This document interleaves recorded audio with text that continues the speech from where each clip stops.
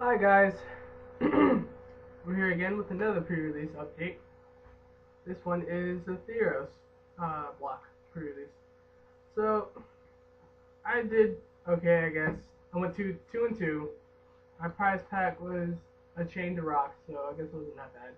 My pulls weren't that fantastic as they were in like previous pre-releases. I pulled one mythic though, so my mythic run is still good. It was the Underworld Cerberus and actually used it in one of the decks, but I traded it away, so it's not going to be in the video. But yeah, so I went with Path of Ambition, mainly because black is my color, and it just had like a lot of really cool cards in it. I really wanted Erebos, to be honest, but I pulled a blue black card though. That I saw many people pull Path of Ambition. This guy, Psychic Intrusion. Psychic Intrusion. At target opponent reveals his or her hand. You choose a non-land card from it, and you choose a non-land card from that player's graveyard or hand, and exile it. You may cast that card. All right, so yeah, you have to cast it as long as it remains exiled. So it's like a Nightfell Spectre. Pretty sweet. So yeah, this pre-release has opened me up to a lot of new decks. The hero card, the Avenger, Dark Avenger. Get it? Because my name is Dark Avenger, and I have the Avenger hero card. Ah, I like it. This set is very flavorful, and it just had a lot of really cool synergistic cards. I didn't really get to play those cards, but I got to see them, used against me. But yeah, this has opened me up to a lot of new decks for both standard and even outside of standard decks like casual and modern or even legacy. But yeah, so this is my main deck. It was a red and black deck, as you can see. My phone's going off. Okay, so we have Asaphadel Wanderer. It's a wood one with regenerate for 3. We have 3 Scourge marks. It when it comes into play, you draw a card and enchanted creature gets +1/+0. It wasn't that bad. It's a good cantrip for 2. We have 2 Baraka's Cure. It's 2 black instant speed, and you deal 2 damage to target creature, and you gain 2 life. So it essentially gives a little bit more removal to black, which is fine too. And then we have this Burnished Hark. He's a 2/2 for 3. For 3 mana, you can sacrifice him and search your library for 2 basic lands and put him into play tap. So I think he's probably going to see some play. I don't know, because I mean he really does fix mana, and you need to fix mana in this new standard environment at least. He's probably going to see some play. I don't know. I like him though. We always needed some such power for forests since Farseek didn't let us get forests. But we have Cavern Lampad for 4 drops. It's a bestow for 6, and enchanted creature gets +2/+2 intimidate, and itself has +2/+2 intimidate. The thing about bestow is, you let's say I have this out, and I want to bestow it onto this guy, and you kill when bestow it becomes an enchantment, so it's enchanted to this creature if I'm able to bestow it. But if I bestow it onto this guy and you kill my guy in response to me targeting him, he'll just come in as a 2/2 with intimidate. That was like probably one of the most annoying things about bestow. I think bestow is incredibly overpowered, but it's really really good because you still get your body, or you get a bigger body. And if you lose this guy, if this guy is actually still enchanted and he dies, you get to keep your enchantment. So it's like really really stupid. Like no more. It's not like, oh, you have Rancor, I can 2-for-1 you. Now it's like, okay, I guess I'm only just gonna 1-for-1 you now, and you still have a guy to attack with and do stuff with. So it's really annoying, but it's definitely good when you're playing it though. We have 2 Return Centaurs. I love the return guys; they're so awesome. He's a zombie centaur, first of all. 4 mana, he's a 2/4. When he enters the battlefield, target player puts the top 4 cards of his or her library into the graveyard. Not so bad. It's not really. It's basically a filler card and a really good blocker. and it leads to a board stall for sealed anyway. Probably not going to see that much play, but it is a pretty good mill card. But there's like another one that's a flyer, that's a 2/3 and return Ravnica for the same cost. And then we have Insatiable Harpy. It is a 4 mana, flying lifelink 2/2. That was pretty okay. We have Disciple of Phoenix, the 1/3 before. You get when he enters the battlefield, target opponent reveals their hand equal to your devotion to black, and you get to discard one of those cards. So yeah, devotion to black was really cool. I'm definitely going to try to build a deck around it for standard.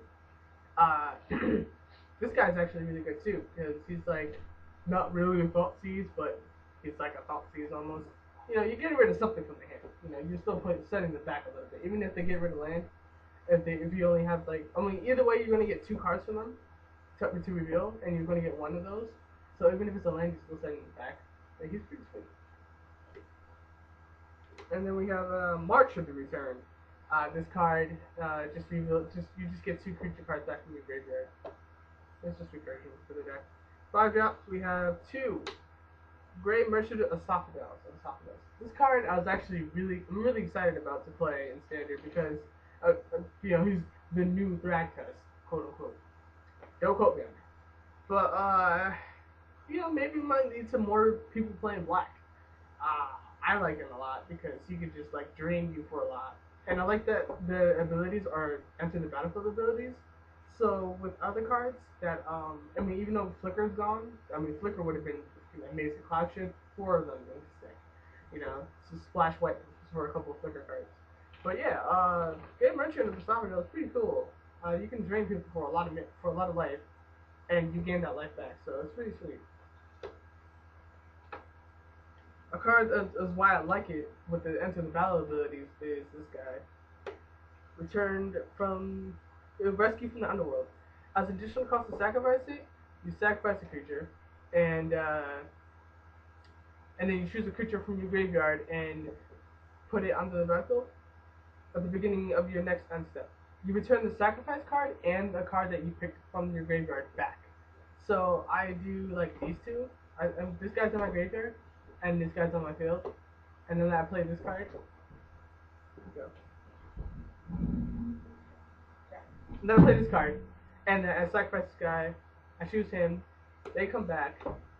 I don't think they come back at the same time. They do come back at the same time, actually. So you're just like draining them for 8. I think it's more because since they come in at the same time, you know, weird stuff happens when Enter the Battlefield abilities come in at the same time. They do the same thing. I have to look that up, but it's pretty sweet. And Lash of the Whip is just a -4/-4 instant speed for 5. And then we have my promo card, Abhorrent Overlord. I actually got the black deck, so I'm going to post that up later. But yeah, he's pretty good. I got 6 off of him, 6 harpies off of him one time, and I was actually able to sacrifice my little creatures rather than sacrifice my harpies and just win the game with him. That's pretty sweet. And then we have 3 Spark Jolts. Basically just ping something. There's a pretty good amount of small creatures with one toughness, or uses a combat chip, and you can scry one. Scry is really good. If you don't know what scry is, you basically look at the top card of your library where X is the number of scry you have. So scry 1, I look at the top card of my library I just look at the 1, and I can either put it back in the at the top or put it at the bottom. So it really helps you manipulate your draws. That's what basically scry is. And then we have Dragon Mantle. It's a 1 mana enchantment cantrip, draw a card. That's what a cantrip is. And it gives a creature 5 breathing. You pay 1 red and it gives it +1/+up. Chrome Crusader. This guy's amazing, but he wasn't that amazing in this deck, but he's pretty good once you like get him rolling. I'm pretty sure he's gonna see a lot of play. He's a 1 mana 1/1 heroic, and when you target him with a spell, when you cast a spell that targets him, you get a 1/1 soldier token. So he's pretty sweet. And then we have a Satyr Rambler. It's just a 2-1 for 2 trample. Lightning Strike. It's a functional reprint of Searing Spear. Deals 3 damage to target creature or player. I really want to see Incinerate again. I don't know why. We have Ordeal of Porphyros. One of the Porphyros cycle cards. Whenever the creature attacks, it gets +1/+1, and when it has 3, you sacrifice it. I mean, it gets +1/+1 counter, actually. And then when you sacrifice it, you deal 3 damage to target creature or player. So, that's also good. And then we have Minotaur Skull Cleaver. It's like the Ashana First Blade. It comes in but instead it comes in as a 4/2 rather than a 4/4, and it has haste. So you can just swing for 4 instead of 3. That's alright. Then we got Ember Swaller, the red promo card, but I pulled it. I pulled it instead. But yeah, I didn't get the monstrosity in him, but he's pretty cool. He's not as threatening as I thought he would be. And then we have Stone Shock Giant. I put him in there just as the last minute card to in response to like a board stall, just monstrosity him, and he becomes a 8/7. Monstrosity is an activated ability, and you put the number of +1/+1 counters on him, where the number is the monstrosity. So he has monstrosity 3. So when I do it, he gets +3/+3. He gets 3 counters. 3 +1/+1 counters. And some creatures, when they get monsters, if they're not already monsters, they get an ability right there on the spot. His is whenever he becomes monsters, creatures your opponent control without flying can't block the turn. So it's pretty good when you want to just swing out.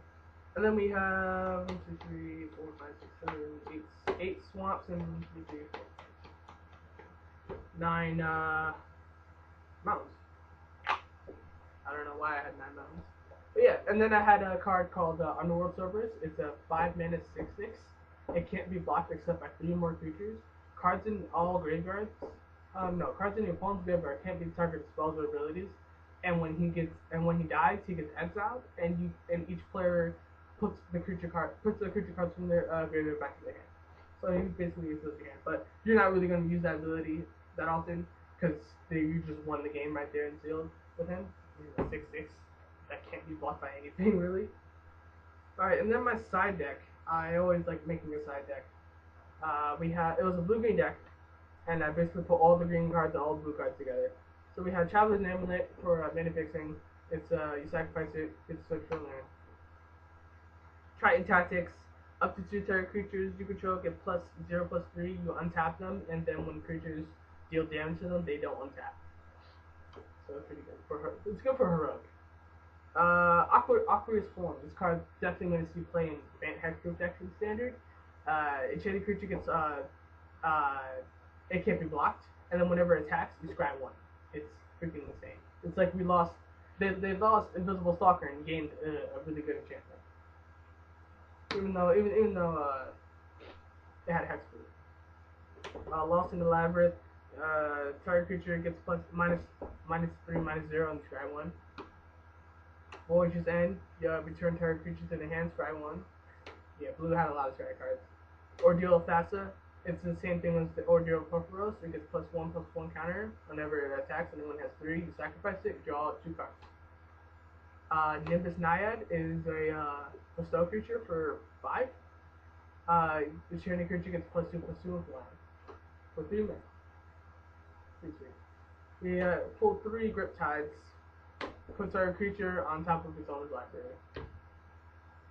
Fastest Emissary, it's a 3/3 with bestow for 6. A enchanted creature gets +3/+3, and whenever it attacks, whenever he or the enchanted creature deals combat damage, you draw a card. So he's pretty good. We got 2, what is that? Prescience.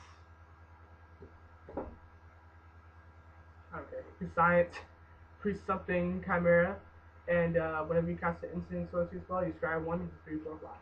For 5. And then we have Dynamic Wall. Is a defender. When it enters the battlefield, you get a instant sorcery card back from the graveyard. 0/4. Read this up real quick. We have 3 Sledge Scorpion. Sledge Scorpions. 1/1 Death Touch. Pretty sweet. Nylea's Presence, it's a cantrip, and you get to have enchanted land become become every basic land type. Ordeal of Nylea, same thing, except you get to you get to search your library for 2 basic lands, so that's really good for ramp. Time Defeat is a fight card. Choose a creature an opponent controls, and when that creature dies, you gain 3 life, and then target creature you control and that creature you targeted fight. They deal damage to each other equal to their power, to the toughness. Satyr Piper is a 2/1 for 4 mana. You can have target creature you control. It has to be blocked this turn. And the Sea Courser, 3/3 Centaur. LA Disciple, you gain life. You gain 1 life for each. For your devotion is you gain life equal to your devotion rate. So she'll come in, you'll gain 2 life. If you have more, you'll gain more. We have Virus Brand Centaurs. It's a 3/7 for 5. It's really good blocker and Torso card. Enthusa, Suggested Hero, the green hero, really ridiculous. She has Heroic though. Whenever you cast a spell that targets her, you get to pick up to 3 lands, and they become 2/2s into the end of the turn. So if you just target her with a bunch of stuff, you attack for all your lands in the game that way. Prophet of Crofix. This card was the reason why I went blue green for the side deck. It's a 5 mana, 2/3. It untaps all creatures you control during each all lands and creatures during each player's upkeep, and then untap step actually untap step, and then you can cast your creature. You can cast creature cards as though they had flash. So she's like Yeva Nature's Herald, which is a 4/4 flash. All your green creatures have flash, but she's like a Seaborn Muse and a Yeva for all your creatures in one. You know. And then we had 7 forests and 6 islands. So yeah, that's it. But the good thing about it is at my pre-release. It's a long ass video. At my pre-release beforehand, they had won a box tournament. I got 3rd place, so I get 5 free packs of Theros when it comes out next week. So I wasn't really sweating my losses that much. Only got 2 really. So yeah, that's it. I had a lot of fun, and I hope you guys had a lot of fun. And can't wait for the next set. Dark Avenger signing out.